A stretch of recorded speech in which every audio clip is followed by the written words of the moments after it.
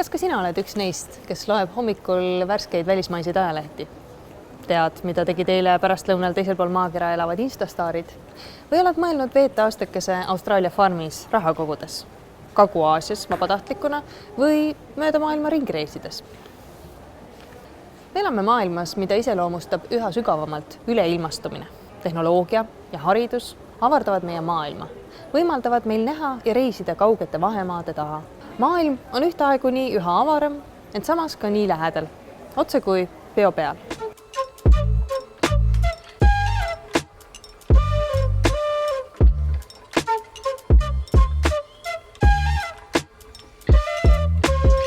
Üheks üleilmastumisega kaasnevaks nähtuseks on ka rahvusvaheline ränne. 2020. aastal elas oma sünniriigist erinevas riigis üle 280 miljoni inimese. Umbes iga 30 inimene maailmas on rahvusvaheline rändaja. Kui võtta rändajaid eraldi riigina, jääks see oma rahvaarvult alla üksnes Hiinale, Indiale ja USAle. Ja veel suurem on rändajate majanduslik mõju. Rahvusvahelised rändajad toodavad ligi 10% kogu maailma majanduse kogutoodangust. Keskmiselt 3 korda rohkem ühe inimese kohta kui paikseks jäänud. Niisiis on rahvusvaheline ränne tänases maailmas äärmiselt suure mõjuga protsess. Kuid mis on ränne ehk migratsioon? Rahvusvaheliseks rändeks loetakse inimeste liikumist oma tavapärasest asukohariigist mõnda teise riiki, mille kodanikud nad ei ole.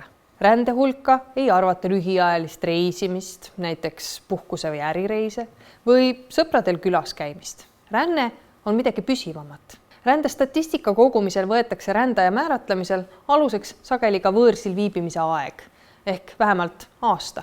Inimesed rändavad väga erinevatel põhjustel. Ränne võib olla valik, näiteks teise riiki parema palga peale tööle minek, otsus omandada kõrgharidus välismaal või soov kolida elama oma võõrsil elava pereliikme juurde. Ent paiguti on ränne ka sundvalik. Näiteks kui inimene on poliitiliselt tagakiusatud või on olematusse kahanenud tema võimalused eluga kodukohas toime tulla. Veel 2015. aastal moodustasid sundrändajad alla 10% kõigist rändajatest, kuid nende osakaal on kiirelt kasvamas.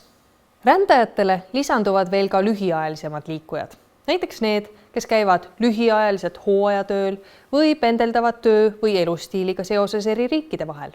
Nii on rände kõrval hakatud üha rohkem rääkima ka mobiilsusest ehk liikuvusest. Mobiilsete inimeste hulka võib lugeda nii üliõpilast, kes veedab semestri Erasmus-programmi vahendusel välisülikooli juures. Mobiilne on ka ukrainlane, kes käib Eestis juba aastaid hooajat ja farmitöödel, aga kelle kodu on endiselt Ukrainas. Omal moel on mobiilne ka jõukas pensionär, kes veedab suved oma Põhjamaa kodus, aga ilma külmemaks ja niiskemaks muutudes lendab oma teise koju Kanaaridel.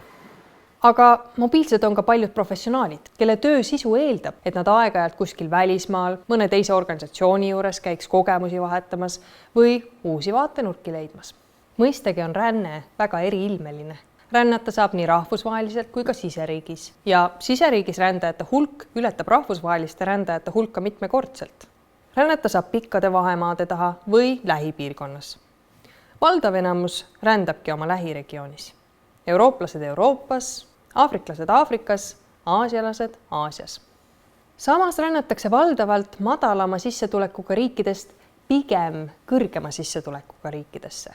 Statistiliselt tuleb väga harva ette seda, et maailma kõige vaesemate riikide kodanikud jõuavad kõige rikkamatesse riikidesse. Kuid suundumine mõnevõrra paremal järjel olevatesse maadesse on tavapärane. Ent sugugi harv ei ole ka ränne ühest kõrgelt arenenud riigist teise. Paljudele meist kõrgelt arenenud riikide kodanikest on rändamine enesestmõistetav tegevus. Näiteks Euroopa Liidu sees ei nõuta meilt piiril passigi.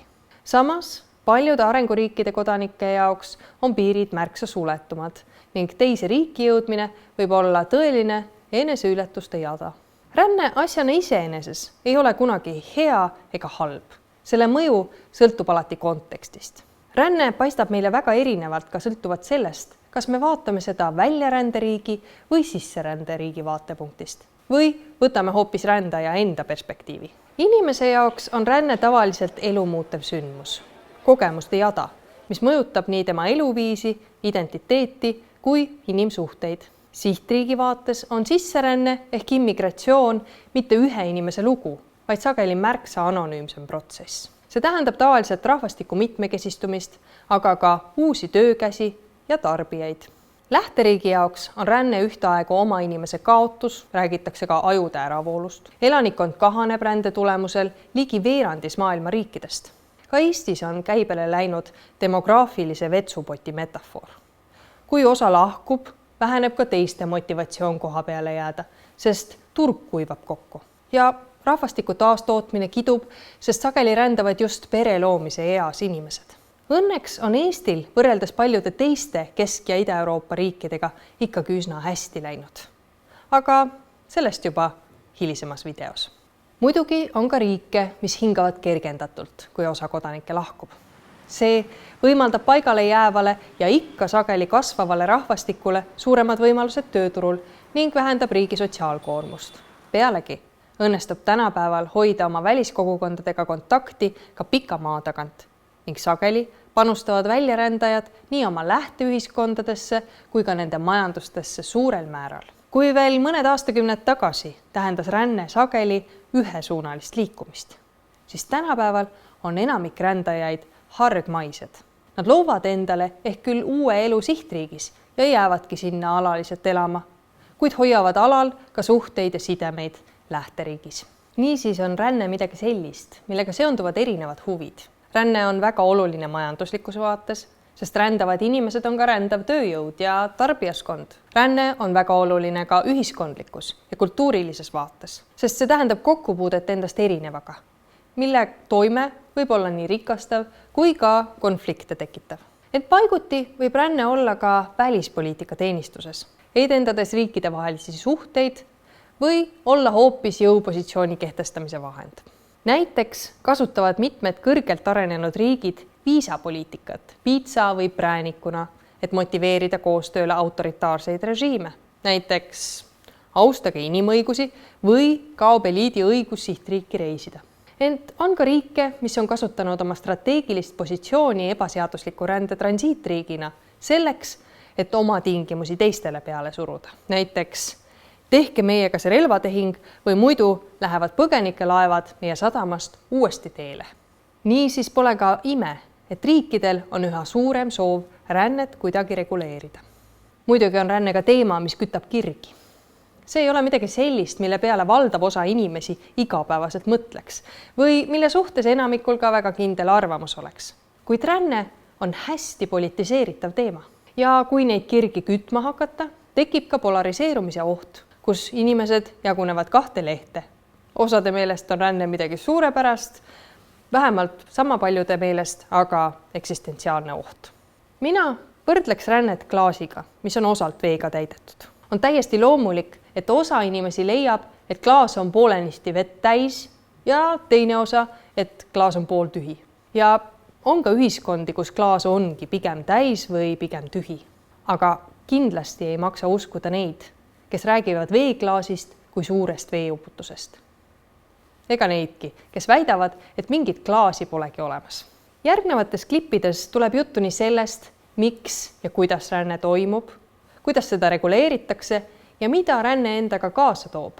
Ja seda nii pooltühja klaasi kui ka poolenisti täis klaasi vaates. Head vaatamist! Loodetavasti läheb pilt ühtaegu nii selgemaks kui ka nüansirikkamaks.